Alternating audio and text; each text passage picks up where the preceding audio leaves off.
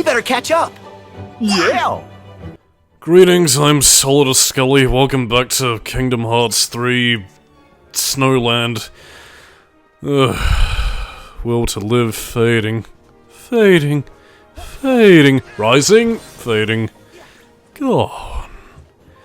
No, I mean, I'd say that would be true, but that was a long time ago.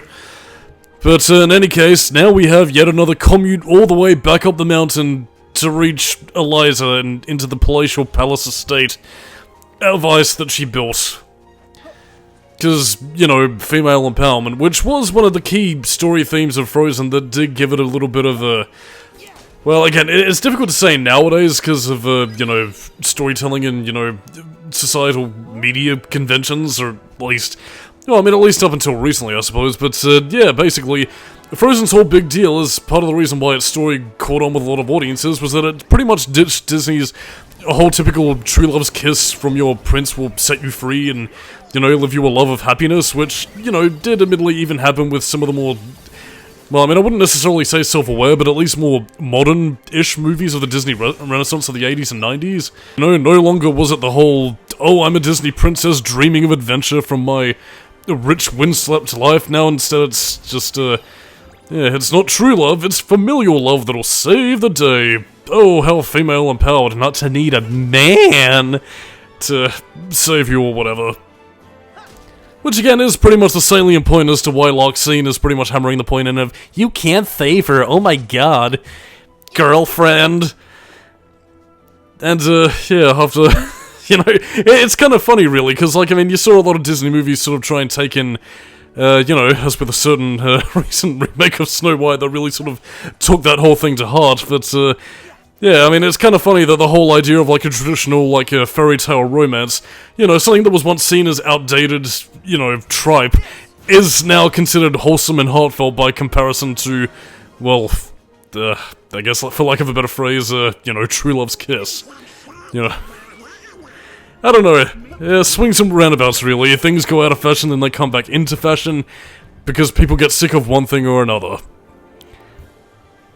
Like, I mean, again, whether or not the original Frozen movie told this moral well, I'm not really too sure. I mean, again, I'm not gonna knock something that I haven't seen.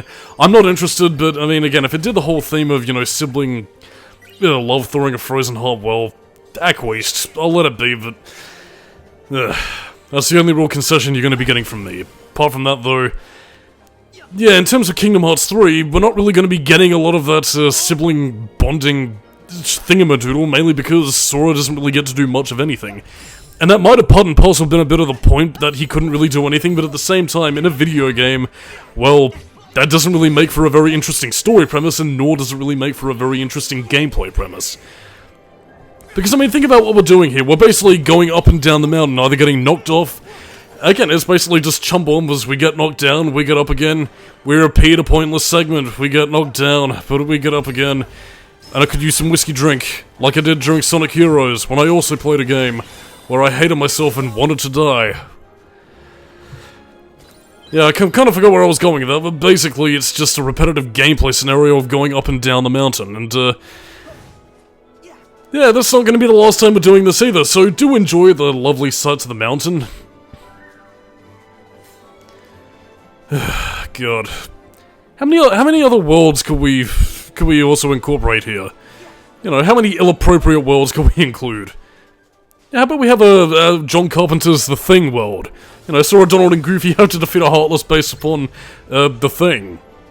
Hell, I'd even settle for the 1952 version, which is, well, of its era, but still a pretty decent watch. What else? Stephen King's Dreamcatcher, maybe? Misery? What else? What other snow-themed? I don't know, Doctor Who's Tomb of the Cybermen? Look, to be honest, I really don't know. My editor was also liking its sound for some reason. Oh well, not like it really matters. In any case, though, I do also have a few other reasons for disliking the Frozen world that go even before Frozen was actually a thing, because back during my childhood, there was a television show which basically hosted a whole bunch of, you know, children's television programs called a roller coaster.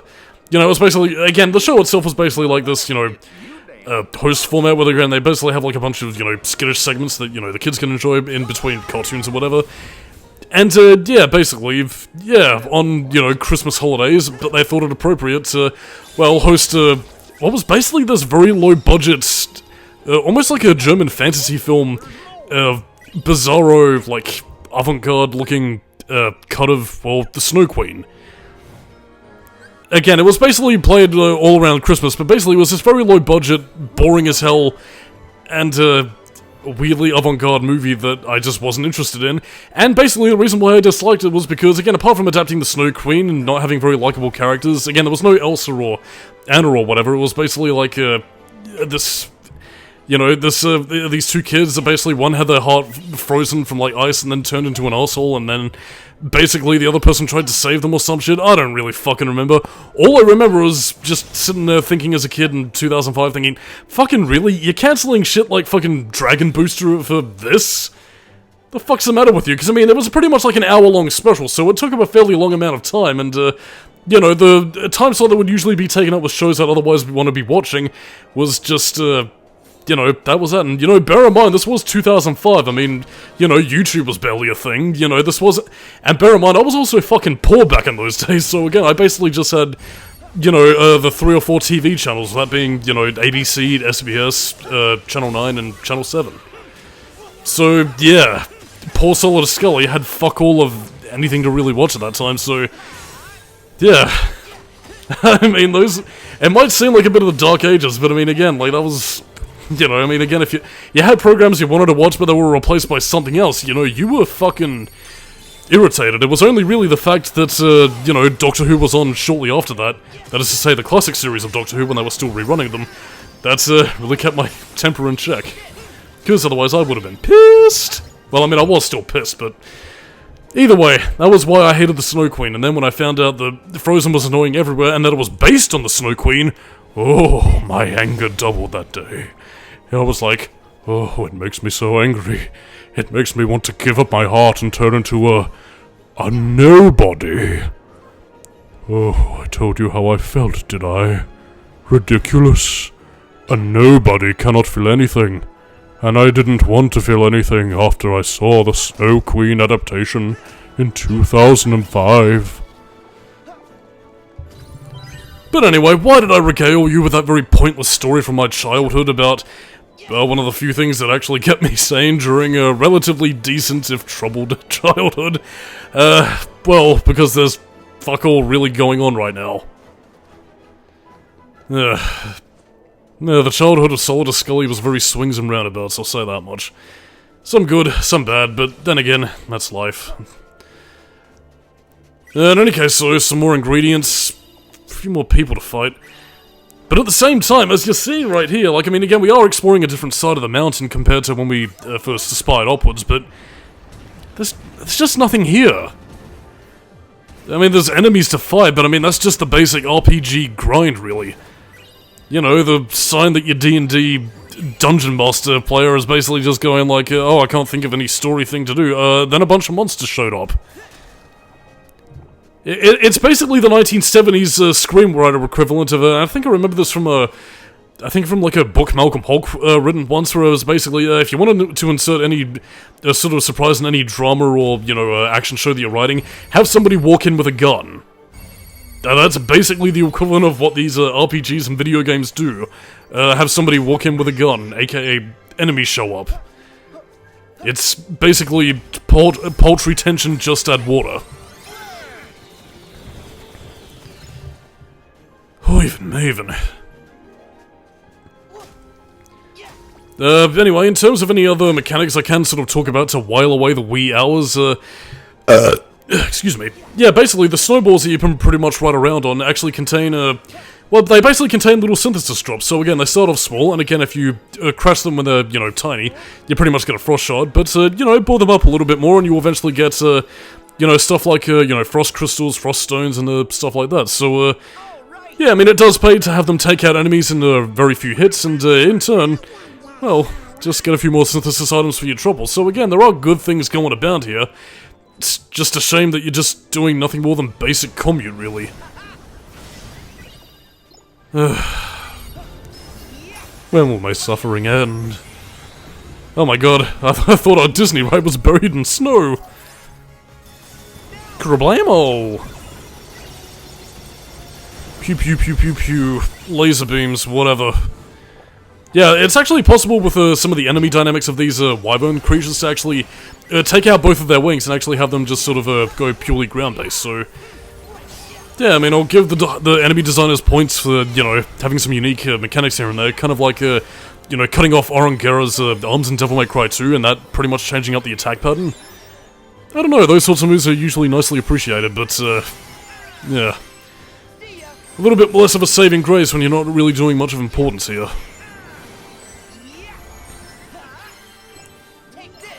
Yeah, to kind of also talk about the Tangled Keyblade that I didn't really have much of a chance to really do. Yeah, but I mean, apart from creating a bunch of Sora clones that you can use to shoot out laser beams, you're also using the Trinity thing. Yeah, it is pretty much meant to be basically what's well, it's a weird mishmash between like the Wisdom form from Kingdom Hearts 2, well, that and alongside also some of the other stuff from the you know, the Wishing Star Keyblade, but yeah.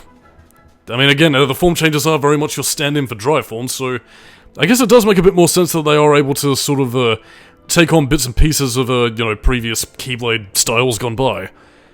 Which does kind of make sense now that I think about it, because, like, I mean, some of the more offensive Keyblade styles, like, I guess, stuff like Second Form is meant to be a take on, you know, fuck, I'm trying to remember the names of the forms, but I should remember this, because I like Kingdom Hearts 2 a lot. Yeah, but basically one's like the dual-wield form, the other's Master Form, and, yeah, in terms of Ultimate Form, you pretty much get that when you get the, you know, the Ultimate Keyblade, which is pretty much your stand-in for, you know, the two become one kind of thing. Oh my god, we still got fucking fuckloads to fucking fuckity fuck shit fucking go. You know what, I promise you, the rest of the worlds in this game aren't as big of a fucking bore as this, nor do they really have you doing a bit of a runaround. I mean, again, you are exploring large swaths of areas, but, you know, other areas apart from this usually have you at least doing something more, and even when they do have to keep you out of the plot, you know, much like a certain later world that we'll be visiting, you know, after the next world that we're visiting, yeah, they do it in such a way where it actually sort of makes sense for the context of the movie, so really, yeah.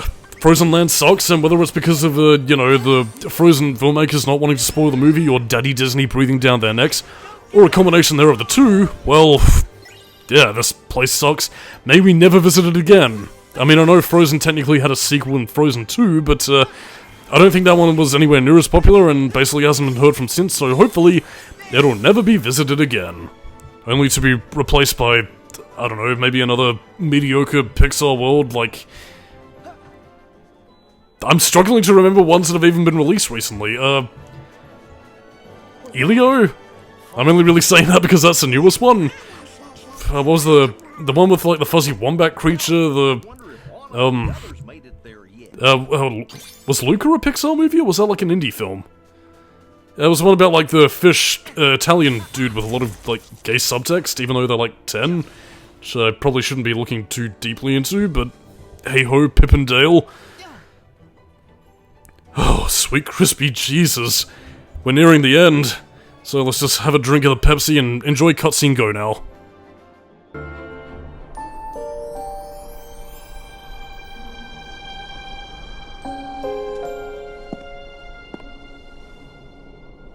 You kind of set off an eternal winter? Everywhere. Everywhere? Well, it's okay, you can just unfreeze it. No, I can't. I don't know how. Sure you can. I know you can.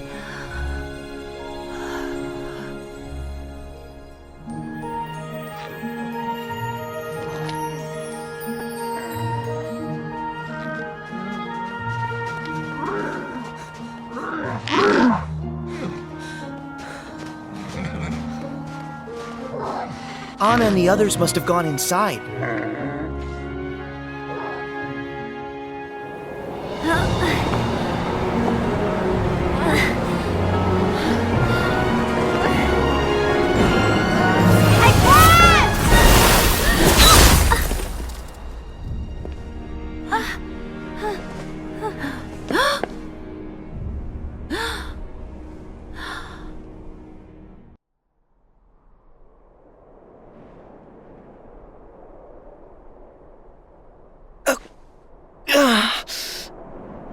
Oh? Sora? Are you hurt? No, I'm fine. But I think something terrible must have happened. I hope our friends are okay. What? Stop! Put us down! Go away! Heads up! Oh! Watch out for my butt! Hey, it is not nice to throw Whoa, people! whoa, feisty pants. Let me Okay, go. relax. Just calm down, calm down. Okay, all Just right. let the I'm okay. snowman be. I'm calm. Oh, come on. Oh, see? Now you made him mad. I'll distract him! You guys go! No, not you guys! This just got a whole lot harder. We can buy you some time!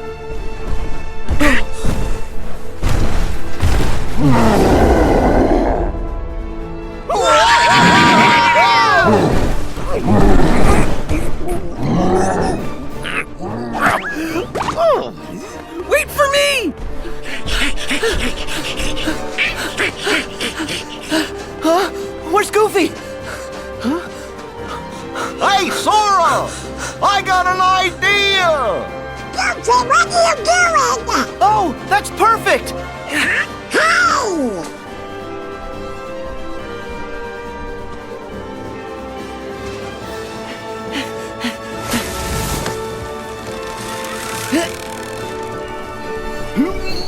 Get ready! Okay, now!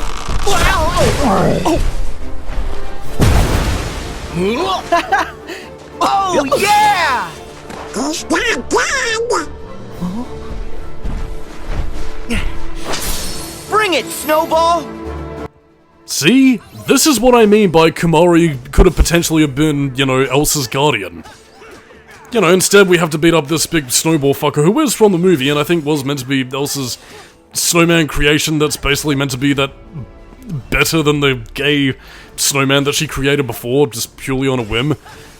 But I don't know, I still think it would have been cool in like a, you know, Birth by Sleep Zack Fair / you know, Kingdom Hearts 2 Auron kind of way to have, you know, these characters show up and, you know, a bit of a recontextualized kind of way. I mean, it is, you know, a slightly more interesting way of incorporating Final Fantasy plus Disney. So again, why couldn't it have been Kimari? You know, two outcasts banding together, both understanding each other's pain. But anyway, yeah, anyway, the thingamafucker over here is basically just sort of... Well, again, he's a bit of a bruiser, but he does also hit hard, and, yeah, Thingo over here is pretty much your party member. Because, remember, they don't go full-on making Elsa a villain or anything, so... Yeah, even though she has, like, a sharp and harsh guardian over here, basically, yeah, we get to team up with this thing a little bit later on. Who, unfortunately, has a bit of a tendency to get in the way, but, yeah. It's, I mean, I wouldn't say it's the most useless party member, but at the same time, though, it's, yeah, just, really. You do get to use his attacks, you know, as it's showing off in the boss fight, though, so, I mean, there is one thing good about it, but... Yeah, all that aside, though, it's, yeah. Oh, by the way, that's, the wrist dodge move that you're seeing right there with, again, it's pretty much, replacing the sort of reaction commands, where basically, again, if you time your dodges just right, you'll eventually get to press the circle button, dodge out of the way, and then you can pretty much hit a reprisal attack with the X button. So, yeah, wrist dodge is actually quite a useful mechanic. Makes for a lot of good reprisals, and, yeah, I enjoy it. In any case, all that aside though, this is very much just sort of me beating about the bush and trying to make the boss fight slightly interesting. Apart from its little, you know, schizoid, oh, slash, grrr. But yeah, just showing off some of the more cinematic elements of Goofy whacking a tree in its face. Yay! Team up attacks! And yeah, that also knocks, what's-his-face down for a bit of a time, so let's melt the ice. Yes, use the fire. Oh no, I am the frozen. Ouchers! Oh dear. Oh dear. You're a slammo. Yeah, to be honest, I don't really have much of anything else to say against, what's-his-face over here. Yeah, that was basically the once-off shot lock that you get with the Long Live the... It's my favorite deputy. Why do I have the most trouble remembering that goddamn name? But yeah, you pretty much lock onto it once. Again, if you do it full-on, you pretty much get like an all bash-in roundup or whatever. Boss fight over, and time for more repetition. I'm sick of this shit.